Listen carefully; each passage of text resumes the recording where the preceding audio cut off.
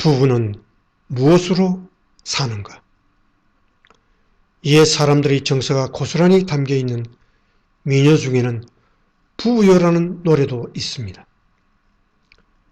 10살 줄은 못 모르고 같이 살고 20살 줄은 서로 좋기만 해서 같이 살고 30살 줄은 서로 바빠서 정신없이 같이 살고 40살 줄은 서로 못 버려서 같이 살고 50살 줄은 서로 가엾어서 같이 살고 60살 줄은 고마워서 같이 살고 70살 줄은 등 긁어줄 사람이 없어서 같이 산다고 노래했습니다. 오늘날의 경향으로 보아 대체로 수긍이 되는 부분도 있고 더러는 맞지 않는 부분도 있을 수 있겠으나 어찌됐든 노랫말 속에는 오늘날 부부관계에서는 찾기 힘들어진 무엇인가가 녹아있음이 느껴집니다. 우리 부모님 세대쯤만 해도 시집가는 새석시가 첫날 밤이 돼서야 처음 신랑 얼굴을 보게 됐다는 것쯤은 과히 낯설지 않은 얘기거리였다고 합니다. 그렇게 맺은 부부가 서로 등 긁어주면서 평생을 해로했다 하면 요즘 세대들은 좀 채 믿으려 할 것 같지 않습니다.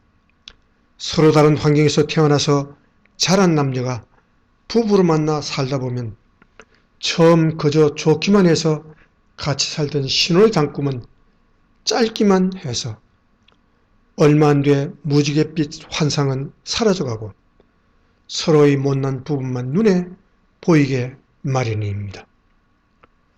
그래서 바빠서 정신없이 같이 산다고 애둘러 대지만 역시 사랑의 감정이 점점 고갈돼 가고 있음을 숨길 수 없습니다.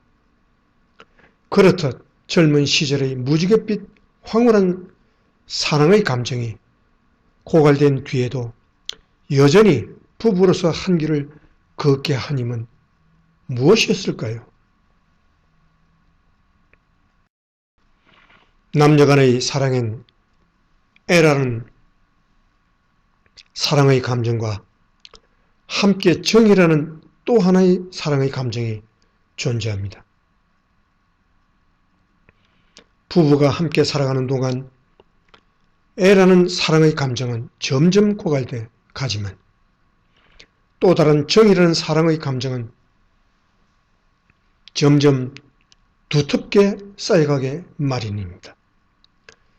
정은 하루아침에 쌓이는 것이 아닌 만큼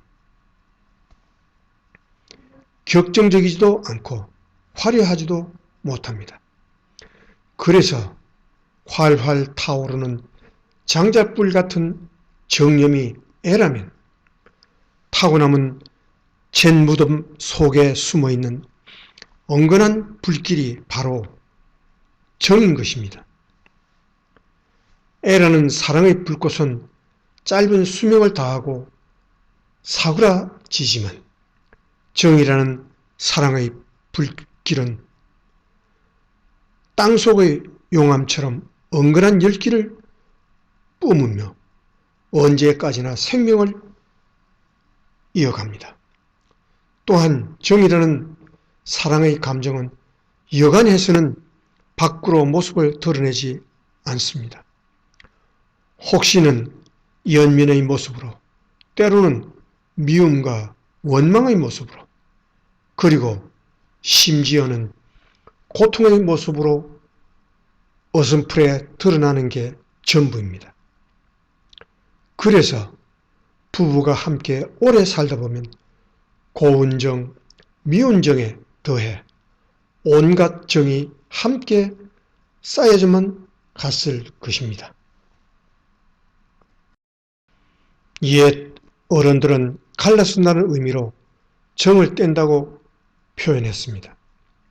얼마나 질긴 인연이길래 떼어낸다고 했을까요? 그런 떨어지지 않는 정을 스스로 떼어내리면 그 정이 쌓여진 세월보다도 훨씬 긴 세월이 지나야 했습니다. 그러니 못 노르고 10년, 바빠서 정신없이 또 10년을 같이 살고 40줄에 들어선 부부가 그제서 정을 떼고 갈라서려면 다시 그만큼의 세월이 흘러야 했을 것인데 그 긴 세월을 앞세워 다시 쌓여가는 정은 또 어떻게 감당했을 것인가요? 그러니 눈 흘겨 가면서라도 서로 못 버려서 함께 살고 그러다 다음엔 서로 가여워서 보듬어 살게 되고 그리고 마침내는 서로가 고마워서 함께 살아가는 지순의 단계에 이르게 됐을 것입니다. 한국인의 정은 비단 사람뿐만 아니라 말 못하는 짐승은 물론 생명이 없는 삼라만상 온갖 존재가 그 대상이 됩니다. 그래서 새색시 시집 온 뒤에 흰머리가 되도록 달고 다른 몽당수조며 석3년 아궁이 불지피던 부지깽이까지도 헌법 정이 들어 버리지 못했던 것이 우리 할머니들의 심성이었습니다. 그것은 아마도 옛 우리 선조들의 범신론적인 종교관과도 무관치 않을 듯합니다. 어쨌든 그런 한국인의 심성이 이제는 색이 바래져 부부 갈라서기가 식은 죽 먹듯 해져서 이혼율이 서구 사회를 앞지르게 되었다니 안타깝고 우려스럽기만 합니다. 옛 우리 조상님들의 심성을 새롭게 되살릴 길은 과연 없는 것일까요? 홍창훈 출처 캐나다 한국일보